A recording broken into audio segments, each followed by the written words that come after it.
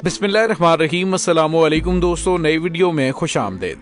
दोस्तों, नमक हरामों का पाकिस्तान में पाकिस्तान मुखालिफ नारे, 14 गिरफ्तार, ऑपरेशन शुरू हो गया। अब किसी किस्म की कोई रियायत नहीं दी जाएगी। जबकि दूसरी जानिब इसहाक डार ने रिजीम चेंज ऑपरेशन की कहानी खोल दी। अमेरिका ने शहबाज हुकूमत से इमरान खान की हुकूमत गिराने पर क्या क्या देने का वादा किया था जो नहीं दिया, और अब आहिस्ता आहिस्ता बिल्ली थैले से बाहर आना शुरू हो गई है।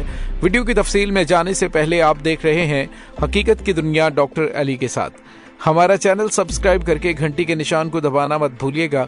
इस वीडियो को ज्यादा से ज्यादा फेसबुक, व्हाट्सएप और सोशल मीडिया पर शेयर जरूर करें।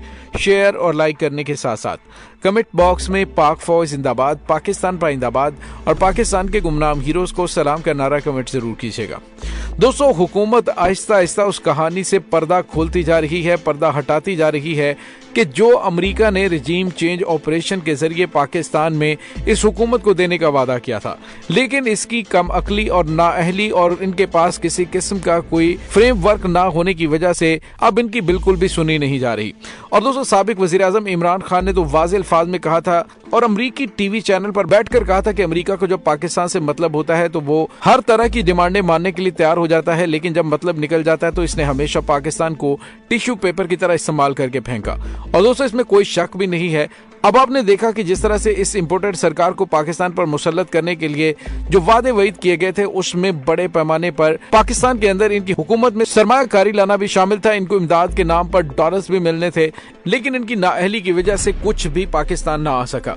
उनकी जानिब से कहा गया कि तुमने हुकूमत ले ली, अपने खिलाफ तमाम केसेस खत्म करवा लिए, एक इंतहाई अहम पाकिस्तान के इदारे को बिल्कुल तबाह करके रख दिया, जबकि पाकिस्तानी फौज को मुतनाज़ बनाने का जो मामला था वो भी तुमने कर दिखाया।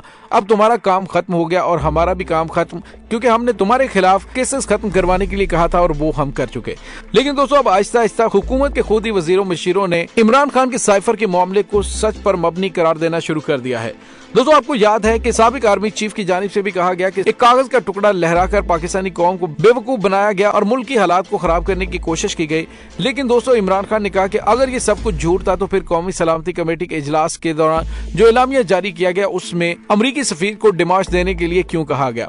इसके साथ ही उन्होंने ये भी कहा कि 2 दफा एस्टेब्लिशमेंट की जानिब से साइफर के हवाले से बताया गया कि वो अपनी कौमी सलामती कमेटी के पहले इजलास के मौकफ पर कायम है कि अमरीका ने पाकिस्तान के अंदर रिजीम चेंज के अंदर अहम किरदार अदा किया है और ये पाकिस्तान के मामलात के अंदर खुली मुदाखलत है।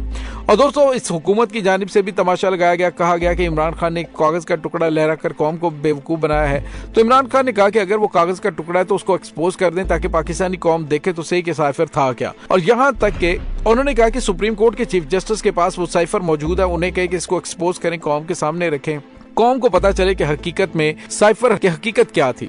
लेकिन दोस्तों, यहाँ पे आपको ये बताते चले कि अब इसहाक डार के बयान के हवाले से कुछ खबरें सोशल मीडिया पर जारी, जिसमें कहा जा रहा है कि इसहाक डार की जानिब से कहा गया है कि अमेरिका ने अदम एतमाद की कामयाबी के वादे पर इमदाद और मुआशी मदद देकर पाकिस्तान को मुआशी तौर पर मुस्तहकम करना था ताकि इमरान खान के बयानिए को काउंटर किया जा सके, लेकिन कोई मदद नहीं दी गई।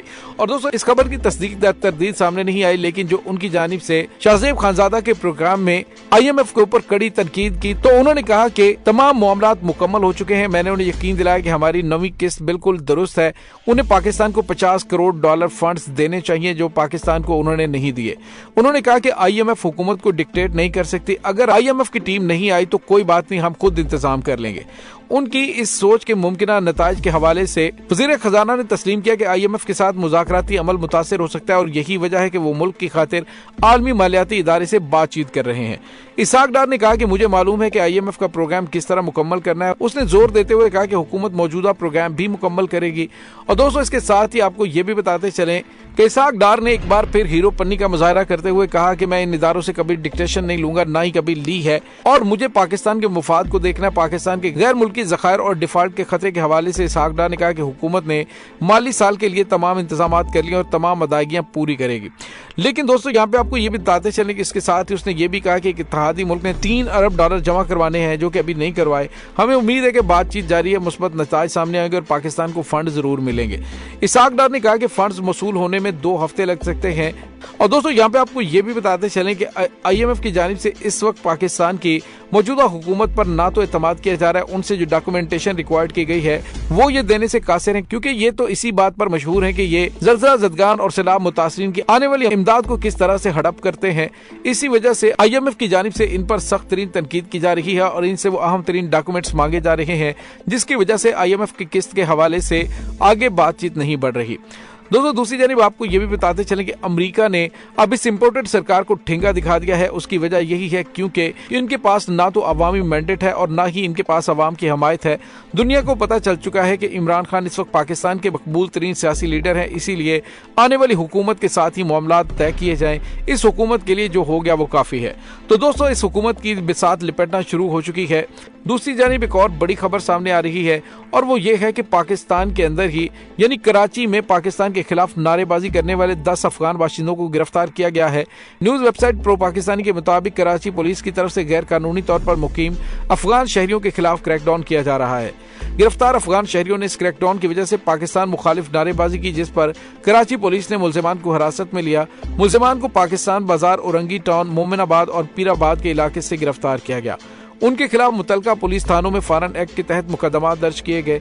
दूसरी तरफ गैर कानूनी तौर पर मुकीम होने वाले 14 अफगान शहरियों को गिरफ्तार किया गया। उन शहरियों के पास कोई शनाख्ती दस्तावेजात नहीं पाई गई।